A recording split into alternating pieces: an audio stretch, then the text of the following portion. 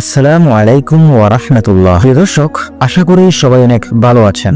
ইসলামের এমন কয়েকটি ভয়ঙ্কর স্বপ্ন রয়েছে যেগুলো দেখলেই আপনার কঠিন বিপদ আসতে পারে। আজকের এই ভয়ঙ্কর স্বপ্নগুলোর কথা আমি আপনাদের জানাবো এবং এর ব্যাখ্যা সহ কোন স্বপ্ন দেখলে কি বিপদ আসবে তা আপনাদের জানাবো। তাই না টেনে সম্পূর্ণ ভিডিওটি দেখার অনুরোধ করছি। তাহলে চলুন আর কথা না বাড়িয়ে আপনাদের জানিয়ে দেই কোন স্বপ্ন দেখলে কি হবে। স্বপ্নে নিজেকে পানিতে ডুবে যেতে দেখা।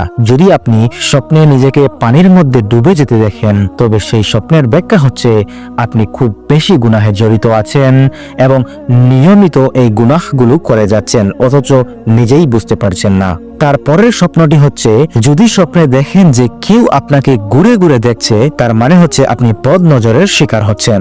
এরপরের ভয়ঙ্কর স্বপ্নটি হচ্ছে, স্বপ্নে কেউ আপনাকে পেছন থেকে আঘাত করতে দেখা। এর মানে হচ্ছে কেউ আপনার সাথে বড় ধরনের প্রতারণা করবে। স্বপ্নে যদি দেখেন পুলিশ আপনাকে ধরে নিয়ে যাচ্ছে, এর মানে আপনার সাথে খারাপ কিছু ঘটবে বাস্তব জীবনে। যদি স্বপ্নে নিজেকে মারা যেতে দেখেন, তার মানে আপনার হৃদয় কঠিন হয়ে যাচ্ছে এবং আপনি আল্লাহ থেকে অনেক দূরে সরে যাচ্ছেন। সওয়াবের নিয়তে ভিডিওটি শেয়ার করুন এবং অন্যকে জানান।